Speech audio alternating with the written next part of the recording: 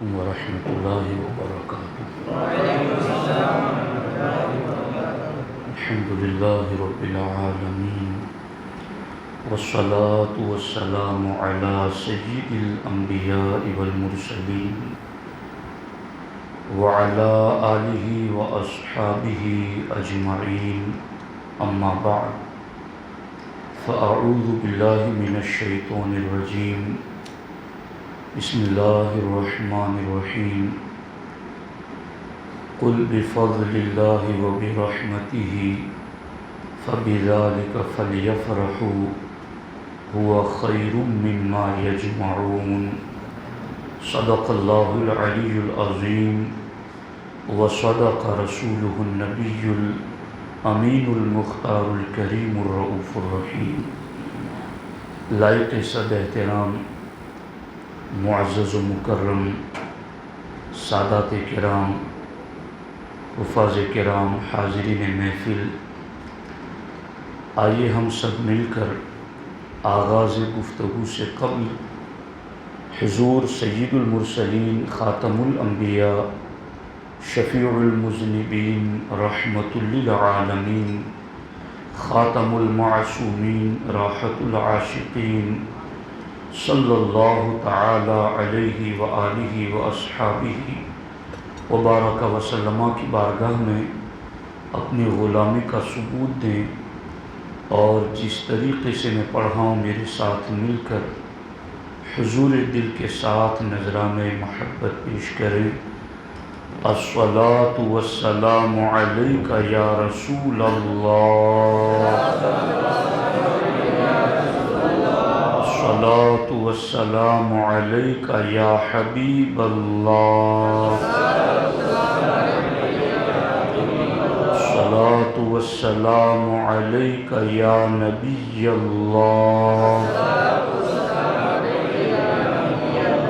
وعلی آلک واصحابک یا نور اللہ،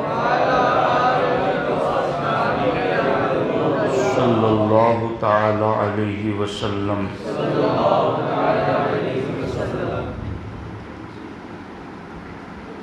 سب سے اعلیٰ و اولیٰ ہمارا نبی، سب سے بالا و والا ہمارا نبی، سب چمک والے اجلوں میں چمکا کیے، اندھے شیشوں میں چمکا ہمارا نبی، بجھ گئی جس کے آگے سبھی مشعلیں، شمع وہ لے کر آیا ہمارا نبی، ملک کونین میں انبیاء تاجدار، اور تاجداروں کا آقا ہمارا نبی، خلق سے اولیاء، اولیاء سے رسول، اور رسولوں سے اعلیٰ ہمارا نبی۔ دوستان محترم، میں اور آپ اس مسجد میں محفل میلاد میں شریک ہیں، اور مجھے حکم دیا گیا ہے کہ میں نے میلاد النبی قرآن و سنت کی روشنی میں اس ٹاپک پر کچھ باتیں آپ کے سامنے رکھنی ہیں، اور میں یہ سوچ لے کر بیٹھا ہوں کہ انشاءاللہ الرحمن اگر آپ نے توجہ سے یاد رکھنے کی نیت سے گفتگو کو سنا تو انشاءاللہ الرحمن میلاد النبی قرآن اور حدیث سے کئی دلائل کی روشنی میں آپ کو زبانی یاد ہو جائے گا۔ تو اب متوجہ ہو جائے گا۔ الحمدللہ ہمارے سید صاحب نے نعتیں سنا کر ہمیں تصور میں بارگاہ رسالت کی حاضری کرا دی۔ اللہ تعالیٰ ان کی آواز اور سوز میں مزید برکتیں عطا فرمائے۔ دوستان محترم، کنفیوژن اور شک کہاں پیدا ہوتا ہے؟ میں نہایت مثبت اور پازیٹیو انداز میں آپ کو بات سمجھانے کی کوشش کر رہا ہوں، کسی پر طعن مقصود نہیں ہے، اور ہماری گفتگو کو اگر کوئی بھی شخص خالی الذہن ہو کر ایک مرتبہ صرف سن لے پھر فیصلہ اس پر ہے۔ سب سے پہلے ہمیں اس بات پر غور کرنا چاہیے کہ اہل سنت و جماعت کے نزدیک میلاد النبی کس چیز کا نام ہے۔ لوگ پورا قرآن پڑھ جاتے اور کہتے ہیں ہمیں تو کہیں میلاد ملا ہی نہیں، احادیث کی احادیث پڑھ جاتے ہیں، کہتے ہیں ہمیں تو کہیں میلاد ملا ہی نہیں۔ تو ہم نے پوچھا ان سے کہ اچھا یہ بتاؤ کہ میلاد کسے کہتے ہیں؟ کہ یہ تو ہمیں نہیں معلوم۔ تو ہم نے کہا پھر ڈھونڈ کیا رہے تھے قرآن میں؟ جب تمہیں یہی نہیں پتا کہ میلاد کیا ہے تو تم کیا چیز ڈھونڈ رہے تھے احادیث میں؟ پہلے ایک چیز طے تو ہو جائے کہ یہ ہے، پھر اس کو ڈھونڈو، آپ دلائل تلاش کرو۔ تو میں سب سے پہلے آپ کو اہل سنت و جماعت کا میلاد النبی کے حوالے سے جو عقیدہ اور نظریہ ہے وہ آپ کے قلوب و اذہان تک پہنچا رہا ہوں۔ اہل سنت و جماعت کے نزدیک میلاد ایک مستحب عمل ہے، اور میلاد النبی نام ہے قرآن مجید کی وہ آیتیں جن آیتوں میں اللہ جل شانہ نے اپنے محبوب علیہ الصلوۃ والسلام کی شان بیان فرمائی ہیں، جیسے وما ارسلناک الا رحمۃ للعالمین، جیسے اللہ نے فرمایا محبوب انا ارسلناک شاہدا ومبشرا ونذیرا وداعیا الی اللہ باذنہ وسراجا منیرا هو الذی ارسل رسولہ بالہدی ودین الحق لیظہرہ علی الدین کلہ طٰ یاسین۔ اس طرح قرآن مجید میں سینکڑوں نہیں ہزاروں آیات ہیں جو اللہ کے رسول علیہ الصلوۃ والسلام کی عظمت و شان کو براہ راست اور ڈائریکٹ بیان کرتی ہیں۔ ان آیات کو پڑھنا اور ان آیات کی صحیح تفسیر اور اس کا صحیح مفہوم بیان کرنا، اسی کو محفل میلاد کہتے ہیں۔ محفل میلاد میں آنے والا ہر عاشق رسول یہ سوچ لے کر آتا ہے کہ آج میں اپنے نبی کی شان سننے جا رہا ہوں، آج میں اپنے نبی کی عظمتیں سننے جا رہا ہوں۔ محفل میلاد کس چیز کا نام ہے؟ قرآن کی تلاوت کرنے اور سننے کا نام محفل میلاد ہے۔ نبی کی شان میں نازل شدہ آیتوں پر بیان کرنے کا نام محفل میلاد ہے۔ حضور کی ولادت کے وقت جو عجائبات ظاہر ہوئے ان عجائبات کے بیان کرنے کا نام محفل میلاد ہے۔ حضور کی بارگاہ میں نذرانہ عقیدت پیش کرنے کے لیے نذر و نیاز پیش کرنا اور لوگوں کے منہ کو میٹھا کرنا، اس عمل کا نام محفل میلاد ہے۔ یعنی الغرض المختصر اعمال صالحہ کے ذریعہ حضور کی آمد پر خوشی کے اظہار کرنے کو محفل میلاد کہتے ہیں۔ اب ان میں سے کون سی چیز ایسی ہے جو بدعت ہے؟ ان میں سے کون سی چیز ایسی ہے جس پر شریعت نے روک لگائی؟ ابھی یہ محفل میلاد جو آپ اپنی آنکھوں سے دیکھ رہے ہیں، ایسا تو نہیں کہ میں نے پہلے سے آ کر آپ کو بتایا کہ آپ کو محفل اس طرح سے چلانی ہے۔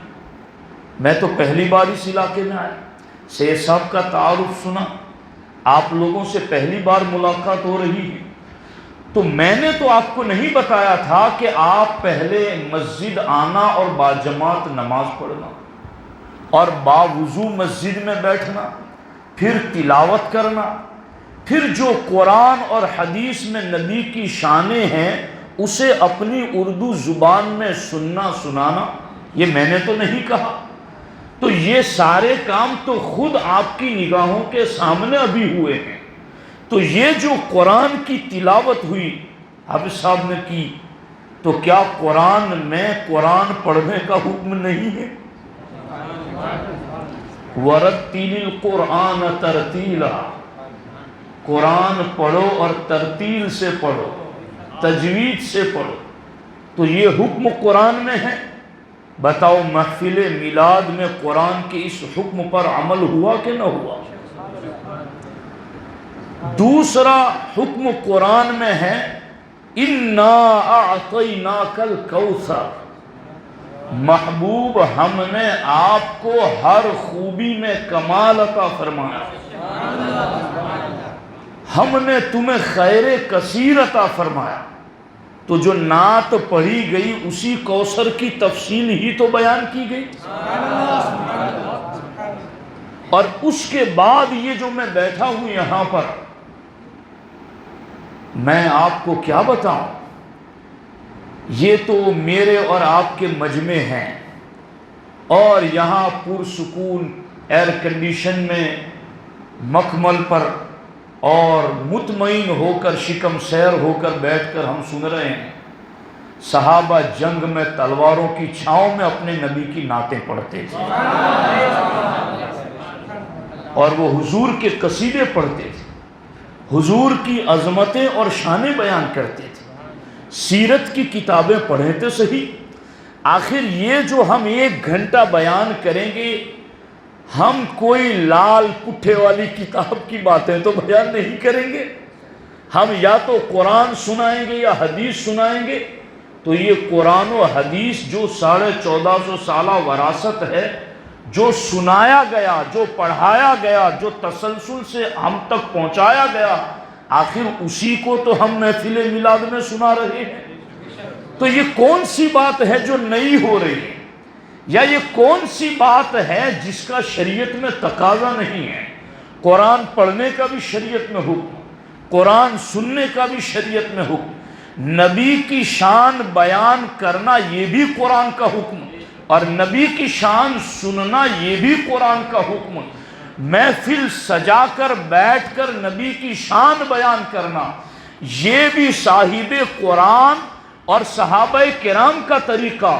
تو اے محفل میلاد منانے والے عاشقان رسول، قرآن اور سنت میں جن نیک کاموں کا جدا جدا حکم دیا گیا، اللہ کے فضل سے سنی محفل میلاد منا کر 1-1.5 گھنٹے میں ان تمام حکموں پر عمل کر لیتا ہے۔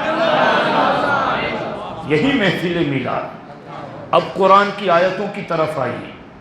میں نے جو آیت مبارکہ پڑھی آپ کے سامنے، اللہ جل شانہ نے ارشاد فرمایا قُلْ بِفَضْلِ اللَّهِ وَبِرَحْمَتِهِ فَبِذَلِكَ فَلْيَفْرَحُوا هُوَ خَيْرٌ مِّمَّا يَجْمَعُونَ۔ سورہ یونس کی آیت کریمہ ہے۔ اللہ جل شانہ نے ارشاد فرمایا، محبوب قل آپ فرما دیں، بفضل اللہ و برحمتہ، کہ تمہیں اللہ کا فضل ملے اور اللہ کی رحمت ملے، فبذالک فلیفرحوا، تو یہی 2 چیزیں ایسی ہیں جن پر تمہیں خوشی منانی چاہیے۔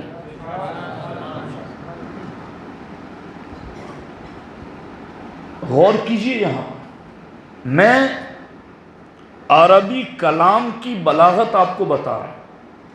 ایک ہے کہ کسی سے ہم کہیں پانی لاؤ، اور کسی سے ہم کہیں جلد پانی لاؤ، اور کسی سے ہم یہ کہیں کہ کیوں ابھی تک پانی نہیں لائے، یعنی کلام میں زور پیدا کیا جا رہا ہے، کلام میں تاکید پیدا کی جا رہی ہے۔ یہ جو قرآن کی آیت ہے قُلْ بِفَضْلِ اللَّهِ وَبِرَحْمَتِهِ فَبِذَلِكَ فَلْيَفْرَحُوا، اس کے ہر حرف میں تاکید ہے، ہر حرف میں زور ہے۔ کیا؟ قل، جہاں اللہ کی مشیت کوئی خاص حکم دینا چاہتی ہیں تو وہاں اپنے محبوب سے کہتی ہیں قل، محبوب آپ کہہ دو، تو یہاں قل کہا گیا۔ اللہ نے اپنی توحید بیان کروانا چاہا تو کیا کہا؟ قل هو اللہ احد، محبوب آپ فرما دے کہ وہ اللہ ہے، وہ ایک ہے۔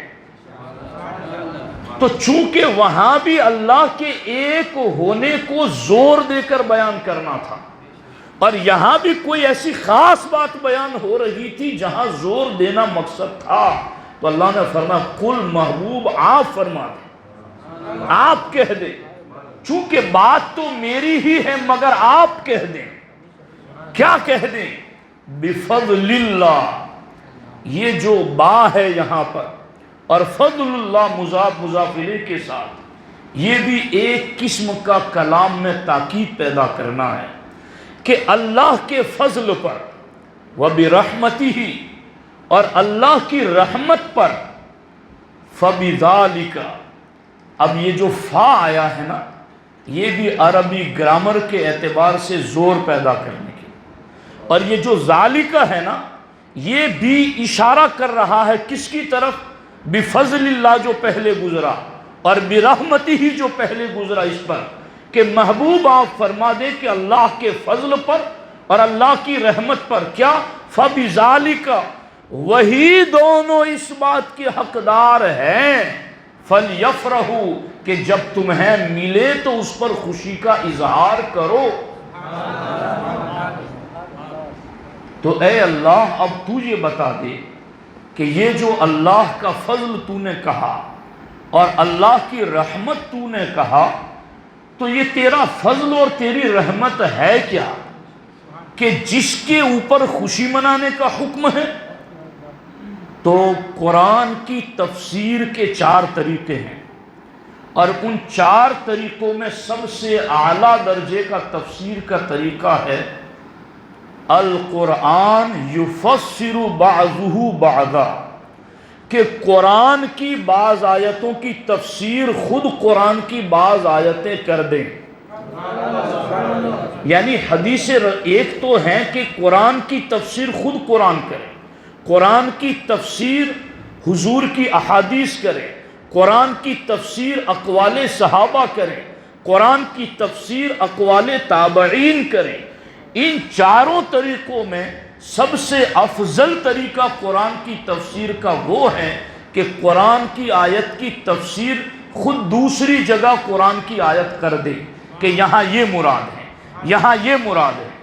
تو اب اللہ نے اس مقام پر فرمایا کہ اللہ کا فضل ملے تو خوشی مناؤ، اللہ کی رحمت ملے تو خوشی مناؤ۔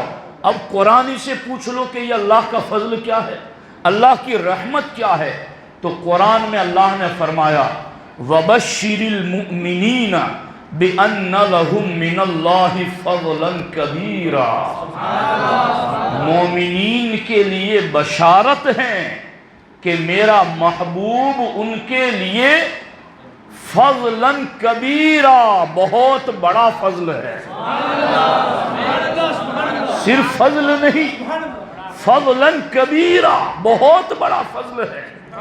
اور قرآن مجید میں دوسری جگہ اللہ تعالیٰ نے فرمایا وَعَلَّمَكَ مَا لَمْ تَكُنْ تَعْلَمْ وَكَانَ فَضْلُ اللَّهِ عَلَيْكَ عَظِيمًا، محبوب آپ جو کچھ نہیں جانتے تھے ہم نے سب کچھ سکھا دیا۔ کیوں؟ فضل اللہ علیک عظیما، اس لیے کہ آپ پر فضل عظیم ہے، آپ پر فضل عظیم ہے۔ تو قرآن نے تو سادہ لفظوں میں کہا تھا کہ اللہ کا فضل ملے تو خوشی مناؤ، مگر حضور کو اللہ نے قرآن میں صرف اللہ کا فضل نہیں کہا، فضلاً کبیرہ کہا، فضلاً عظیمہ کہا۔ تو جب اللہ کا سمپل اور سادہ فضل ملے تو اس پر خوشی منانے کا حکم قرآن دیتا ہے، تو مصطفیٰ جان رحمت تو فضل اللہ ہی نہیں، فضلاً کبیرہ ہے، فضلاً عظیمہ ہے۔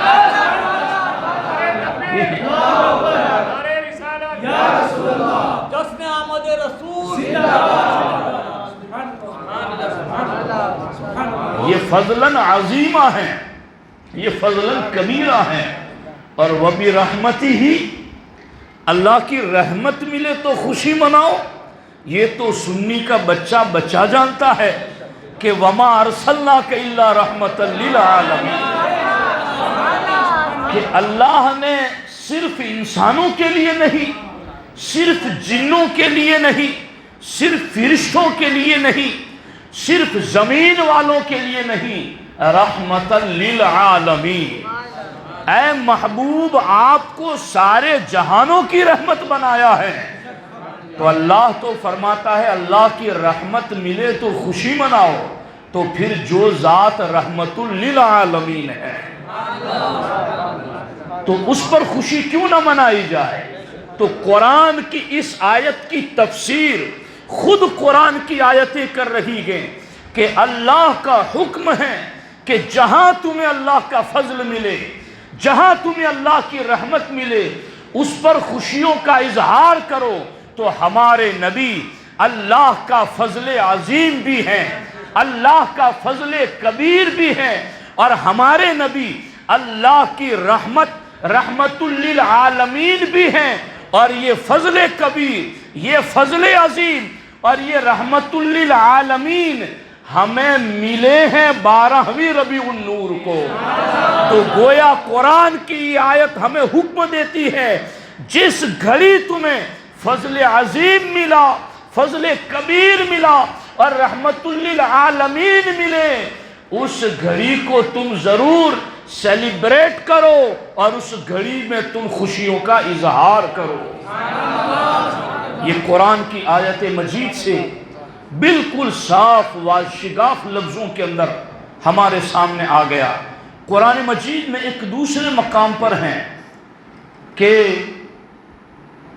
وَاشْكُرُوا لِلَّهِ إِن كُنتُمْ إِيَّاهُ تَعْبُدُونَ،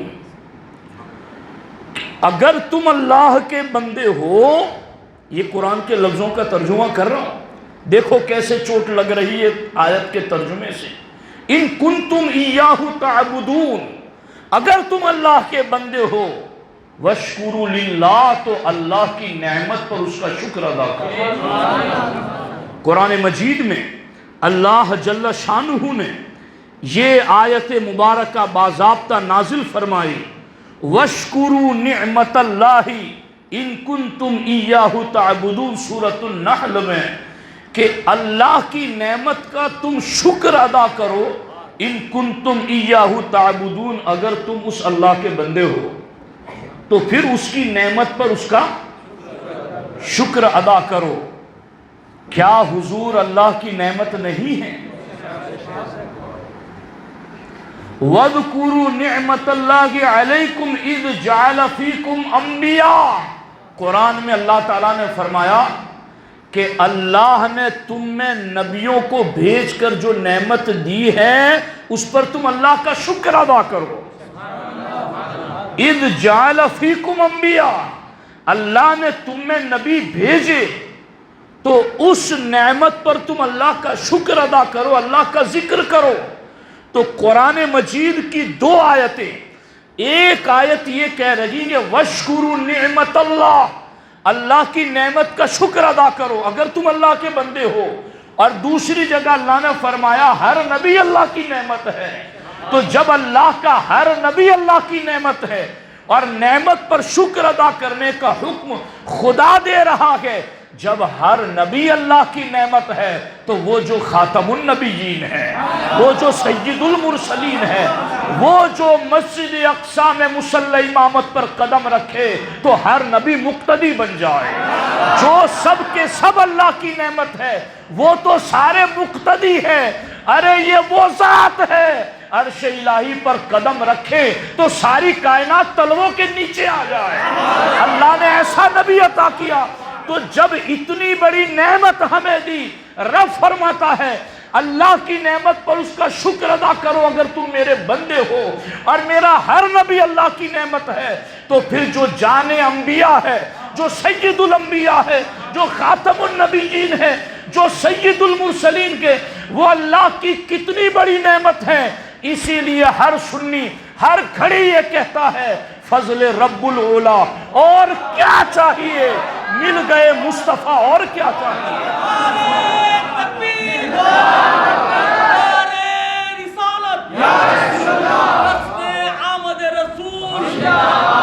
دوستان محترم، یہ ہیں قرآن کی آیتیں جو محبوب علیہ السلام کی میلاد کا خطبہ پڑھ رہی ہیں۔ اور میں تو یہ کہتا ہوں کہ اس پر غور کرنا تھوڑا سادہ لفظوں میں۔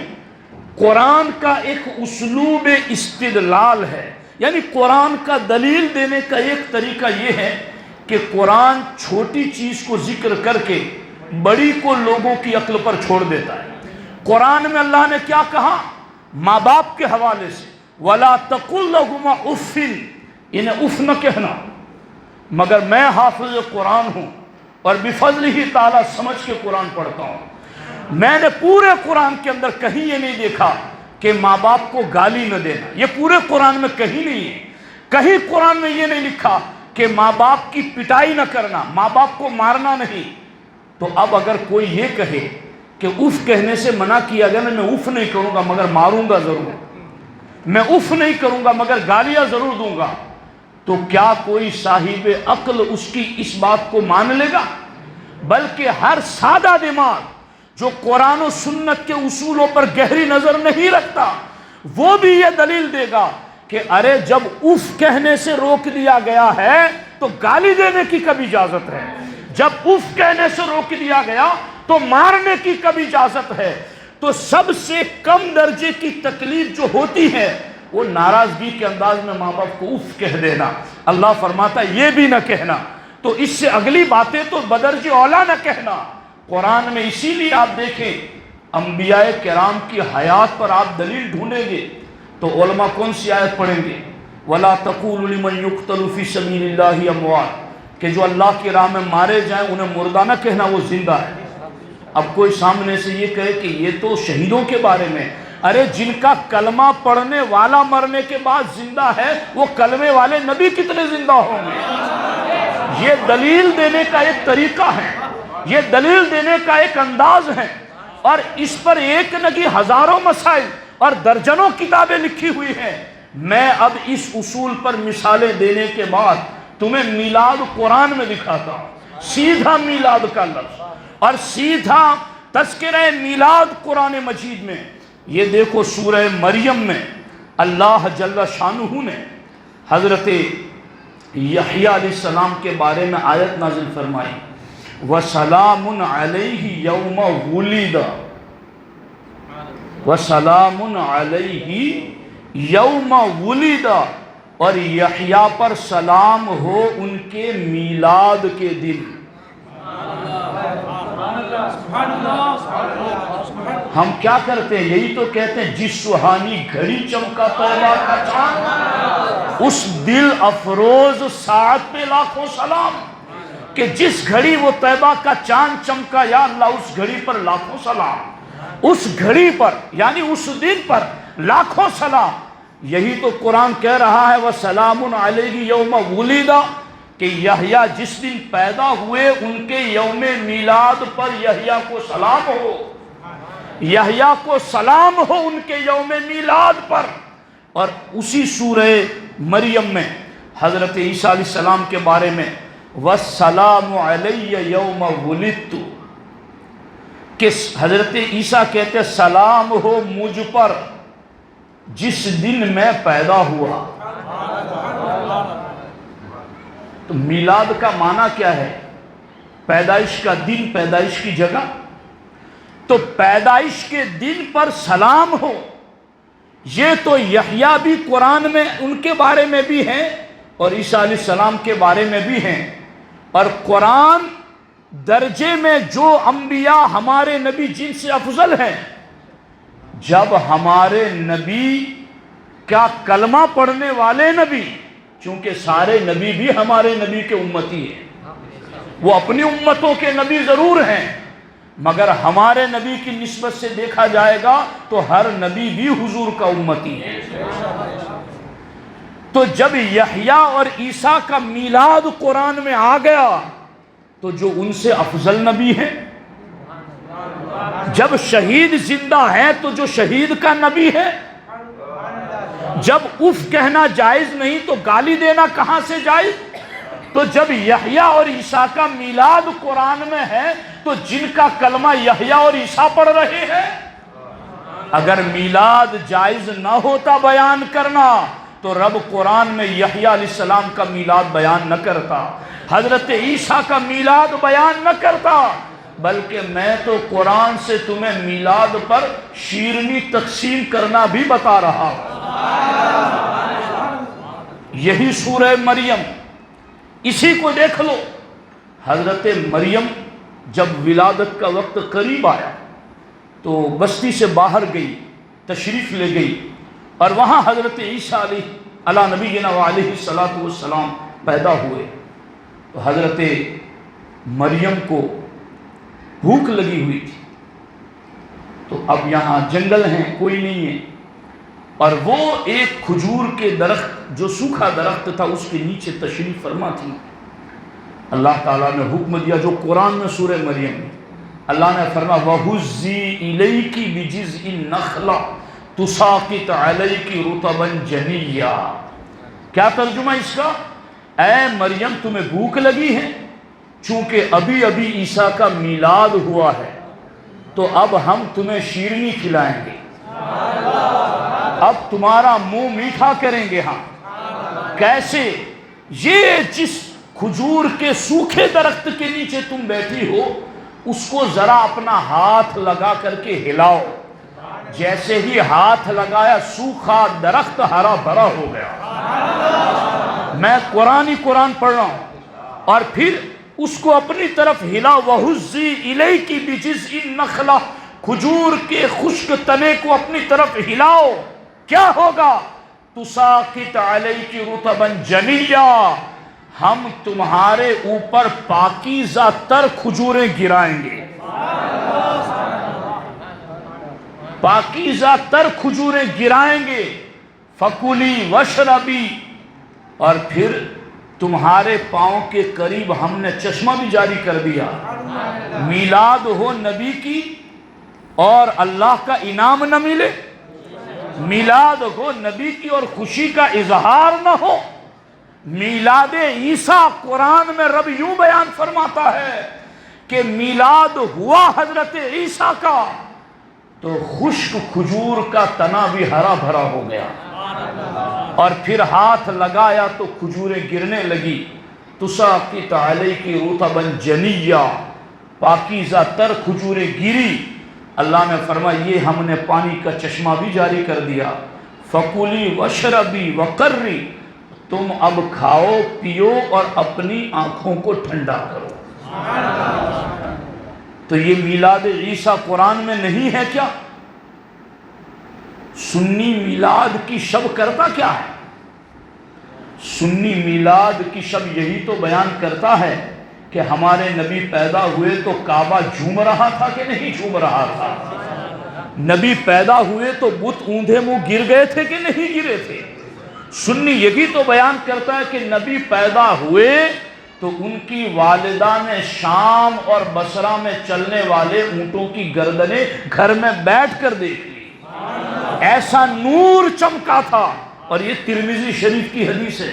سیدہ آمنہ فرماتی ہیں میرے فرزند کی ولادت ہوئی تو ایک ایسا نور چمکا کہ میں ہوں مکے میں گھر کی چہار دیواری میں، مگر نور ایسا چمکا کہ مکان کی دیواریں، بیچ کے پہاڑ، بیچ کے درخت، کوئی بیچ میں رکاوٹ نہیں بنا۔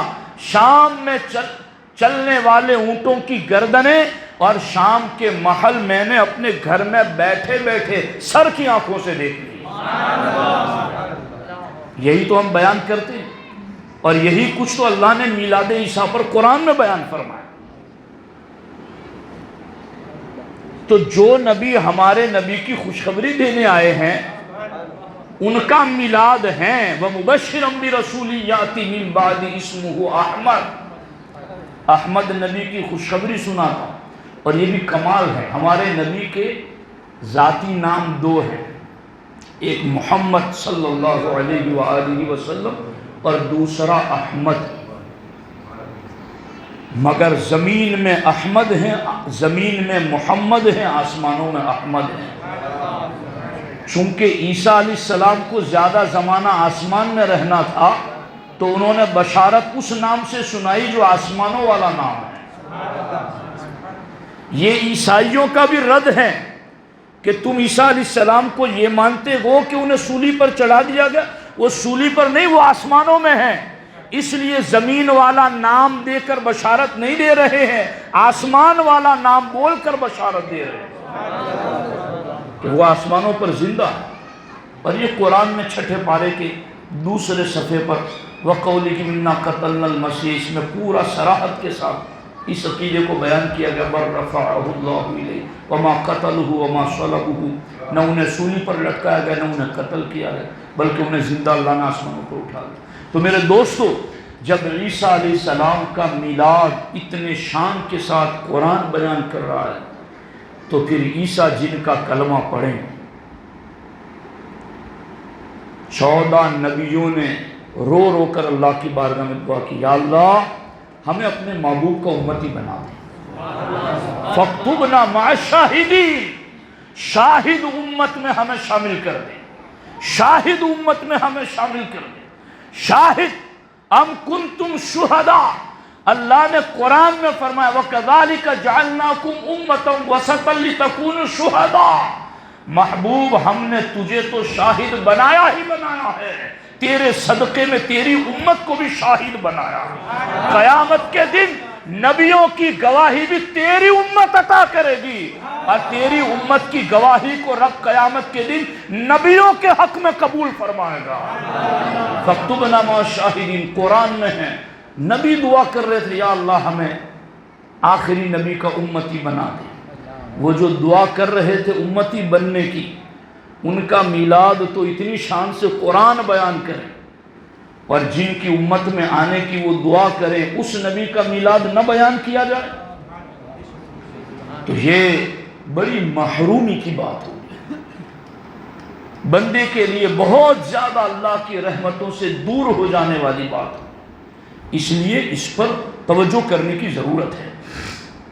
اب دیکھو قرآن مجید کے تقریباً 3 مقامات سے میں نے آپ کے سامنے میلاد پاک کو ثابت کیا اور میلاد پاک کو پیش کیا، تو ہمارے آقا علیہ السلام کا میلاد قرآن سے بھی ثابت ہے۔ اب آ جائیے حدیث کی طرف، چونکہ میری ڈیوٹی قرآن کے بعد سنت ہے اور ہم ہیں ہی سنی مسلمان،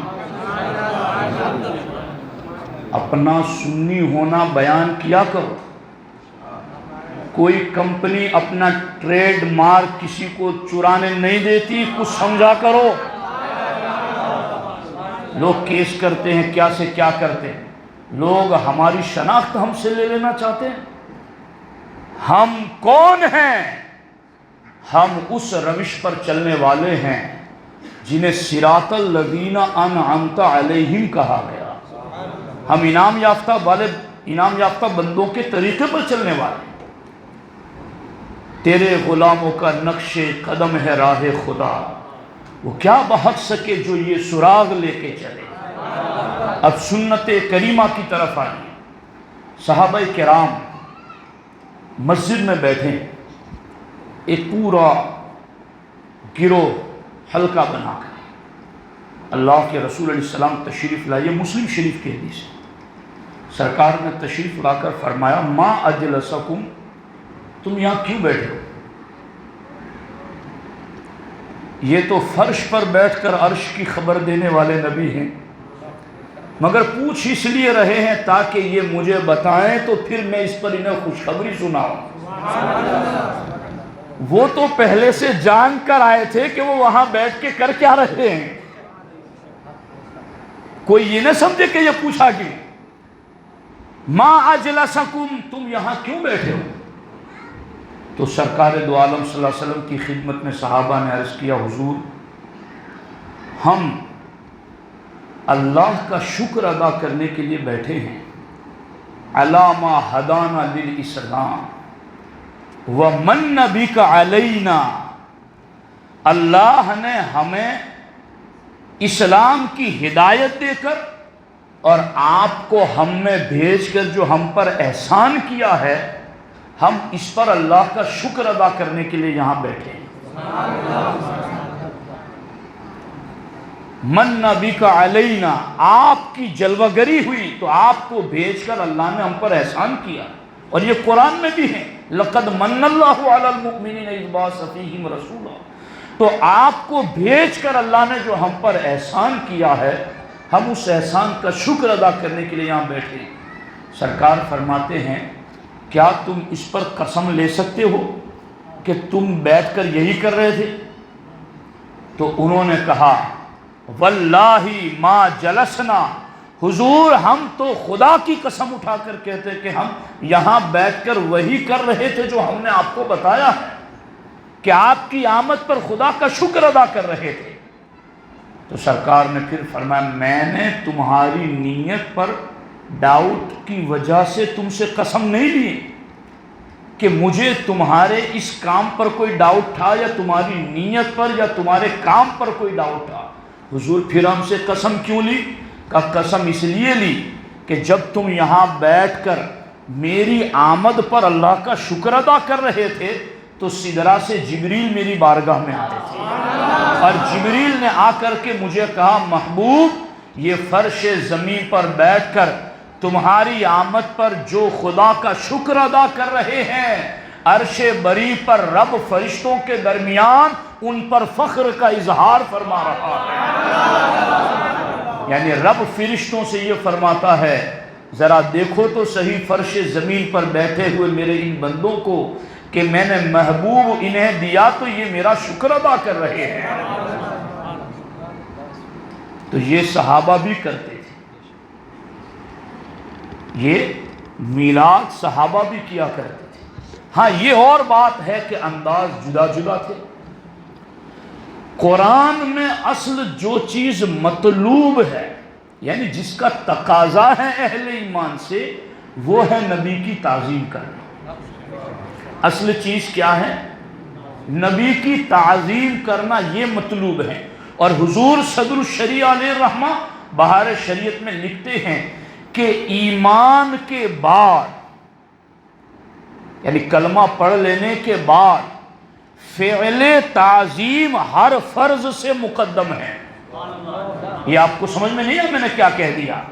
یعنی کلمہ پڑھنے کے بعد نماز بھی فرض ہو گئی، روزہ بھی فرض ہو گیا، حج بھی فرض، زکوٰۃ بھی فرض، سارے فرائض تمہارے ذمے آ گئے۔ جو جو فرض تمہاری شرطوں کے ساتھ ہیں وہ سارے فرائض تم پر آ گئے، مگر حضور صدر الشریعہ فرماتے ہیں کلمہ پڑھنے کے بعد ان تمام فرضوں سے پہلا فرض ہے نبی کی تعظیم کرنا۔ فعل تعظیم ہر فرض سے مقدم ہے۔ کوئی ہم سے کہیں کہ یہ کمکمے لگا کر تم کیا کرتے ہو، ہم کہتے ہیں نبی کی تعظیم کا اظہار کرتے ہیں۔ تم جلوس میلاد نکال کر کیا کرتے ہو، ہم نبی کی تعظیم کا اظہار کرتے ہیں۔ تم جھنڈے لگا کر کیا کرتے ہو، ہم نبی کی تعظیم کا اظہار کرتے ہیں۔ ارے نعرہ رسالت لگا کر، محفل میلاد سجا کر، شیرنی لنگر لٹا کر کے، اپنے بچوں کو نئے لباس پہنا کر، اپنی مسجدوں کو، اپنے محلوں کو، اپنے گھروں کو سجا کر کے نبی کی تعظیم کا اظہار کرتے ہیں۔ کہا یہ کمکمے یہ سب قرآن میں لکھا ہے؟ میں نے کہا اتنی باتیں بھی قرآن میں لکھ دی جاتی تو 30 پارے نہ ہوتے، ہزاروں پارے ہو جاتے۔ قرآن اصول کی کتاب ہے، قرآن میں اصول لکھ دیا گیا، نبی کی تعظیم کرو وَتُعَزِّرُوهُ وَتُوَقِّرُوهُ، تم محبوب کی تعظیم کرو۔ اب قیامت تک تعظیم کا جو طریقہ ایجاد ہوتا رکھے گا اس پر مومن عمل کرے گا، وہ قرآن ہی پر عمل ہوگا۔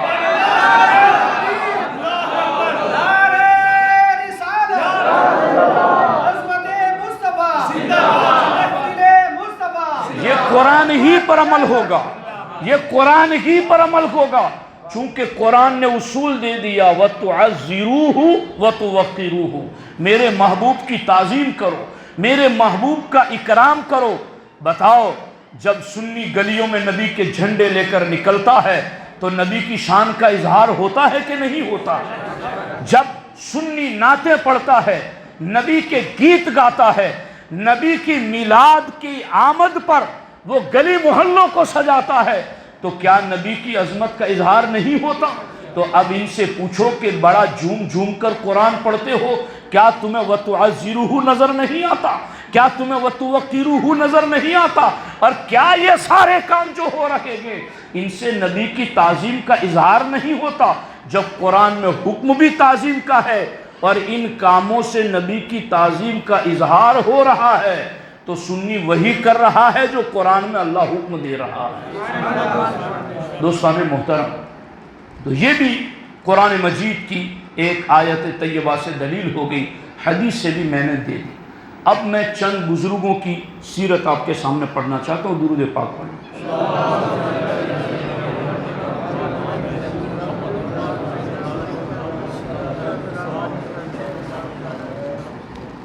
میں چند بزرگوں کے اقوال پڑھوں اور پھر گفتگو کو اختتام کی طرف لاتے ہیں۔ ان میں شاہ ولی اللہ محدث دہلوی علیہ الرحمہ، چونکہ ولی اللہ ہی خاندان کسی زمانے میں فرنگی محل اہل سنت کا مرکز تھا، لکھنؤ، اور بریلی شریف اہل سنت کا مرکز، باقی سارے مراکز ہمارے سر آنکھوں پر وہ سب اہل سنت کے مراکز ہیں، مگر ایک زمانے میں ولی اللہ ہی خاندان اہل سنت کا مرکز سمجھا جاتا تھا۔ وہاں سے اہل سنت کی تعلیم دی جاتی تھی اور وہ سب کتابیں آج بھی موجود ہیں۔ مگر جب اسماعیل دہلوی پیدا ہوا اس خاندان میں، اس کے بعد وہ جو فکر تھی ان کے بزرگوں سے، وہ فکر کٹ گئی اور انہوں نے اپنی ایک جدا فکر پیش کی جو 1450 سالہ وراثت والی جو فکر تھی اس سے ہٹ کر تھی۔ مگر آج بھی کم از کم جو وہابی فکر کے لوگ ہیں وہ اپنا شجرہ جوڑنے کے لیے شاہ ولی اللہ کا نام ضرور لیتے ہیں، شاہ عبدالحق محدث دہلوی کا نام ضرور لیتے ہیں، شاہ عبدالعزیز محدث دہلوی کا نام ضرور لیتے ہیں۔ ہم نام بھی ان کا لیتے ہیں اور کام بھی انہی کا کرتے ہیں، ہمارے پاس دونوں چیزیں ہیں۔ تو ایک ہے نا کہ یہ تو صرف نام کا ہے، تو اس کو آپ سمجھ لیں، اور اہل سنت نام کے بھی ہیں اور کام کے بھی ہیں۔ شاہ ولی اللہ محدث دہلوی علیہ رحمہ فرماتے ہیں کہ میں ایک بار مکہ معظمہ میں میلاد شریف کے دن، 12ویں میلاد کو، میلاد شریف کے دن حضور علیہ السلام کی ولادت جس مکان میں ہوئی تھی، میں اس مکان میں میلاد کے دن تذکرہ میلاد کی محفل میں موجود تھا۔ فرماتے ہیں اس وقت محفل میں حضور علیہ السلام کے معجزات بیان کیے جا رہے تھے۔ اب بھی کیا ہوتا ہے محفلوں میں؟ یہی تو ہوتا ہے، معجزات بیان کیے جا رہے تھے، اور حضور کی ولادت سے پہلے جو عجائبات ظاہر ہوئے کہ قریش کے جانور ایک دوسرے کو خوشخبری دینے لگے، اور کعبے کی دیواریں جھوم رہی تھی، بت اوندھے منہ گر گئے، تیری آمد تھی کہ بیت اللہ ہم مجرے کو جھکا، تیری ہیبت تھی کہ ہر بت تھر تھرا کے گر گیا۔ یہ سارے کچھ جو آثار تھے، وہ سارے آثار شاہ ولی اللہ فرماتے وہاں محفل میں بیان کیے جا رہے تھے تو شاہ ولی اللہ فرماتے میں نے اچانک نظر اٹھائی تو دیکھا کہ اس محفل پر انوار کی بارش ہو رہی ہے، انوار کی بارش ہو رہی ہے اس محفل پر۔ فرماتے میں نے غور کیا تو مجھے معلوم ہوا کہ یہ انوار ان فرشتوں کے ہیں جو محافل میلاد پر ہی آنے کے لیے اللہ نے مقرر فرمائے ہیں۔ جو انوار اتر رہے ہیں وہ حقیقت میں فرشتے ہیں، اور جو محافل میلاد کے لیے اللہ نے مقرر کیے کہ جہاں محافل میلاد ہو وہاں ان محفلوں کو تم نے اپنے پروں سے ڈھانپ لینا ہے۔ تو محفل میلاد تو شاہ ولی اللہ فرما رہے ہیں کہ ہوتی ہیں، اور دہلی کی بات نہیں کر رہے، مکہ معظمہ کی بات سنا رہے ہیں۔ یہ ہمیں کہتے ہیں کہ آج تو نہیں ہوتا جی، جب کسی کو کنفیوز کرنا ہوتا ہے تو کیا کہتے ہیں وہاں تو نہیں ہوتا۔ ہم نے کہا آج نہیں ہوتا نا، جب وہاں بھی سنی تھے۔ ابھی میں نے اتوار کو ڈاکٹر صاحب دیا درہ میں بیان کیا، اور وہ بیان واقعی میں سننے والا۔ کل میرا بیان جی آئی ڈی سی میں ہوا تھا، تو حافظ مشتاق صاحب نے مجھے درخواست کی کہ حضرت وہ جو ابھی عصر میں وہاں بیان کر کے آئے نا وہی یہاں کا ہو۔ میں نے کہا بھائی ان لوگوں نے موضوع کچھ اور دیا ہوا ہے مجھے، تو پھر ان سے انہوں نے درخواست کی کہ حضرت نے ابھی عصر میں دیادرہ بیان کیا تھا، وہ بہت اچھا ایمان افروز، انہوں نے کہا کہ نہیں ہم نے جو ٹاپک دیا نا اسی پر سننا چاہتے ہیں۔ پھر میں نے اس پر وہاں بیان کیا، لیکن وہ بیان سننے والا جو دیادرہ میں کیا میں نے، اس میں واقعی میں جو ترک سلطنت نے حضور کی مسجد کی تعمیر میں جو تعظیم برتی ہے، خدا کی قسم، میں 2 منٹ میں بتا دوں آپ کو، 2-3 منٹ سن لو دھیان سے۔ میں خود اس کو پڑھا تو واقعی میں میری آنکھیں اشکبار ہو گئی، کیا کمال ادب۔ لوگ آج کے وہابی فکر کے سعودیوں کی بات کر رہے ہیں، یہ بحری ڈاکو جو آج مسلط ہے، سچے عاشقان رسول، وہ ترک سلطنت عثمانی خلفاء، ان کا طریقہ کیا تھا؟ جب مسجد نبوی کی تعمیر کا پلان ہوا تو سب سے پہلے ایک بات یاد رکھو، مسجد نبوی کی تعمیر میں ترک سلطنت نے 2 نسلیں کھپا دی، 2 سال نہیں، 2 نسلیں کھپا دی۔ آپ کہیں گے یہ کیسے؟ پہلے انہوں نے پورے عالم اسلام میں اعلان کرایا، پیغام بھیجا کہ ہم نبی کی مسجد تعمیر کرنا چاہتے ہیں، ہر فنکار کو ہم اجازت دیتے ہیں کہ وہ آئے۔ تو 15 سال میں وہ سارے فنکار ایک جگہ قسطنطنیہ میں جمع ہوئے، کسی کو خبر پہنچی، کسی کو 1-2 سال، کسی کو 4 سال بعد پہنچی، ان کو 15 سال تک تو وہاں رکھا، اور باضابطہ ان کے کھانے پینے رہنے سہنے ساری ذمہ داری عثمانی خلفاء کی طرف سے تھی، سب کچھ ان کو ساری فیسلٹی دی۔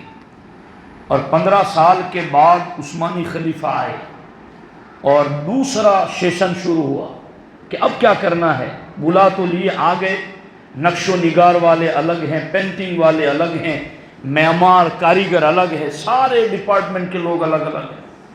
اب دوسرا سیشن جب وہاں پر ہوا تو حالت یہ ہوئی کہ انہوں نے یہ کہا کہ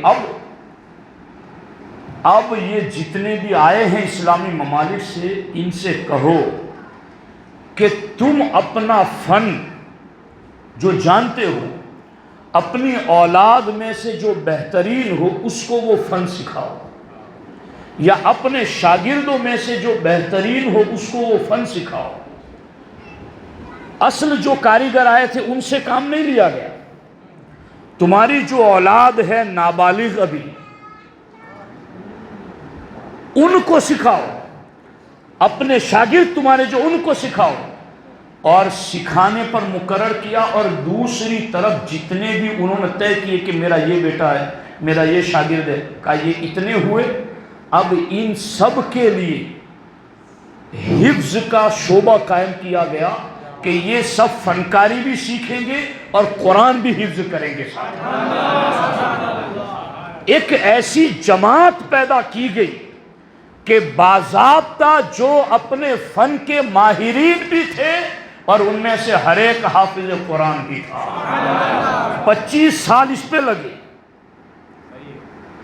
25 سال اس پہ لگے۔ اب جب یہ جماعت تیار ہوئی جن میں سے ہر کوئی بہترین حافظ قرآن اور اپنے فن کا ماہر، تو انہیں لایا گیا مدینے میں نہیں، مدینے سے 9 میل دور رکھا گیا۔ 9 میل یعنی تقریباً 20 کلومیٹر دور انہیں رکھا گیا۔ اب وہاں بٹھا کر پھر انہیں ادب کی تعلیم دی گئی کہ یہ اب تم اس جگہ پر جا رہے ہو، ادب گاہست زیر آسمان، از عرش نازک تر، نفس گم کردہ میآید جنید و بایزیدی جا۔ یہاں آتے ہیں جنید اور بایزید تو سانسوں کا بھی شور بلند نہیں ہونے دیتے۔ امام مالک یہاں بیٹھ کر پڑھاتے ہیں، ورق الٹنے کی بھی آواز پیدا نہیں ہونے دیتے۔ یہاں اگر وقت کا بادشاہ ابو جعفر منصور زور سے بات کرتا ہے تو امام مالک کہتے چپ ہو جا، یہ دربار مصطفیٰ ہے، یہاں سرکار آرام فرمائے، یہاں زور سے نہیں بولتے۔ قرآن کی آیتیں پڑھ کر کے ان کو سمجھایا۔ پھر خلیفہ ابو جعفر منصور نے کہا چلو میں مان گیا آپ کی بات، اب یہ بتاؤ کہ میں قبلے کی طرف ہاتھ اٹھا کر دعا کروں یا ادھر حضور کی طرف ہاتھ اٹھا کر دعا کروں؟ کہا جو تیرا بھی وسیلہ گئے اور تیرے باپ آدم کا بھی وسیلہ ہے، چہرہ انہی کی طرف کر اور ہاتھ اٹھا کر دعا کر۔ یہ ادب تھا۔ باضابطہ ایک ایسی عشق والی، تعظیم و ادب والی جماعت پیدا کی گئی، پھر ان کو لایا گیا۔ اب سب کو اپنا ڈپارٹمنٹ سونپا گیا۔ جب کوئی پتھر فٹ کرنا ہوتا اور تھوڑا فٹ نہ ہوتا تو وہاں مشین لگا کر توڑا تاڑی نہ کرتے، اونٹ پر وہ پتھر لاد کے کئی میل لے جاتے، جہاں سے آواز نہ آ سکے وہاں جا کر تھوڑا کاٹ کے پھر اونٹ پہ بٹھا کے پتھر واپس لاتے۔ اور کمال ادب یہ ہے کہ عثمانی خلیفہ نے حکم دیا کہ یہ جو پتھر عام جگہوں پر لگے ہوئے جن کانوں سے نکلتے ہیں، جاؤ جنگلوں میں کوئی نئی کانیں تلاش کرو۔ عام کانوں کے پتھر حضور کے دربار میں نہیں لگائیں گے، الگ کانیں تلاش کی گئی، وہاں سے پتھر نکالے گئے اور پتھر نکال کر کے پھر ان کانوں کو گمنام کر دیا گیا تاکہ ان کانوں سے پتھر نکال کر کے کوئی اپنا گھر نہ بنا سکے۔ پتھر لگانے میں بھی کوئی در مصطفیٰ کے مثل نہ بن سکے، یہ سنی عقیدہ ہے کہ دربار مصطفیٰ کی طرح پتھر بھی کسی کے گھر میں نہ ہو۔ تم نبی کی مثلیت کی بات کرتے ہو؟ با خدا خدا کا یہی ہے در، نہیں اور کوئی مفر مکر، جو وہاں سے ہو یہیں آ کے ہو، جو یہاں نہیں وہ وہاں نہیں۔ ہمارے آقا علیہ السلام کی شان باضابطہ دریائے نیل کے جو قلم بنانے تھے نا، قلم دریائے نیل کے قریب درخت اگائے گئے اور وہ درخت اچھے پانیوں سے سینچے گئے اور پھر وہ درخت بڑھے تو پھر ان کی ٹہنیوں کو کاٹ کر ان سے قلم بنائے گئے جن سے پینٹنگ کی جا سکے، اور باضابطہ ان درختوں کی قلمیں بھی لا کر کے کئی سالوں تک مدینے کی بستی اور فضا میں لا کر کے انہیں مدینے کی ہوا میں رکھا گیا، پھر جا کر اسے استعمال کیا۔ تو بے ادب نجدیوں کے ہم مقلد نہیں ہیں، جو سنی کل تھے ہم انہی سنیوں کے طریقے پر ہیں، اور ان کے دور میں شاہ ولی اللہ بھی وہاں میلاد کی محفل میں شریک ہوتے تھے اور انوار اترتے ہوئے دیکھتے تھے۔ تو ہم اسی اصلی طریقے پر ہیں، جعلی اور نقلی طریقے پر چونکہ ہمارے شجرے ہیں، ہم کوئی خودرو گھاسے تھوڑی ہے کہ بارش گری اور جہاں چاہے اگ گئی۔ ہم بیج رکھتے ہیں جس بیج کی نسل دربار رسالت تک پہنچی ہوئی ہے۔ ہماری روحانیت کے بھی شجرے ہیں، ہمارے علم کے بھی شجرے ہیں۔ یہ نئے جتنے مارکیٹ میں آئے ہیں کان نہ دھرو ان کی باتوں پر، ان کا آگے پیچھے کوئی نہیں ہے۔ ہم شجر طریقت کے رکھتے کیوں ہیں؟ ہم علم کی سند دیتے ہیں تو سند میں ہمارے استاد سے لے کر مولا علی تک اور وہاں سے دربار رسالت تک ہماری کڑی سے کڑی ملی ہوئی کیوں ہوتی ہے کہ قرآن کی کسی آیت کی تفسیر اور حدیث کا کوئی مفہوم ہم اپنے ذہن سے نہیں بناتے، ہم وہی بیان کرتے ہیں جو وراثت میں آیا ہے۔ فساد وہاں پیدا ہوتا ہے جب آیت قرآن کی لیتا ہے بندہ اپنا ذہن اس میں ایڈ کرتا ہے، وہاں فساد پیدا ہوتا ہے۔ تو یہ جو ترکی تھے کتنے باادب، ایسے باادب لوگوں کے زمانے میں میلاد کا ادب والا طریقہ بھی مکہ میں ہوتا تھا۔ یہ ہے شاہ ولی اللہ محدث دہلوی۔ اب میں آخری باتوں کی طرف آ رہا ہوں اور شاہ عبدالحق محدث دہلوی علیہ رحمہ کی بات بھی آپ کو سنا دوں۔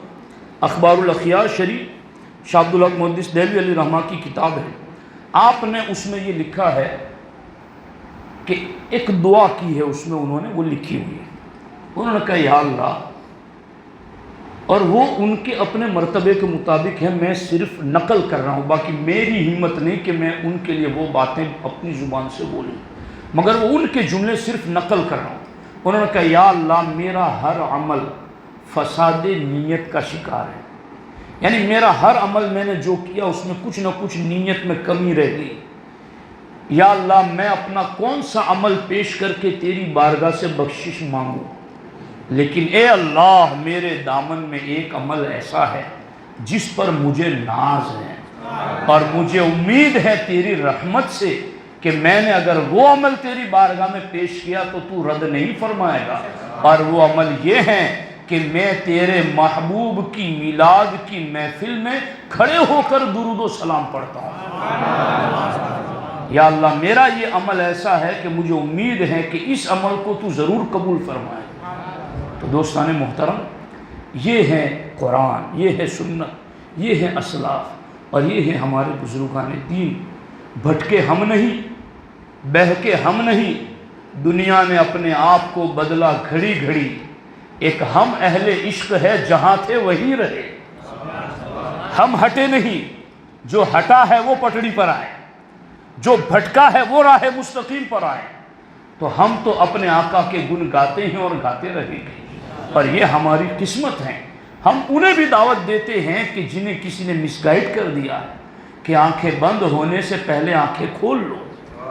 ہم یہ بھی نہیں کہتے کہ یہ کرنا فرض ہے، محفل میلاد، جلوس میلاد واجب ہے، یہ بھی ہم نہیں کہتے۔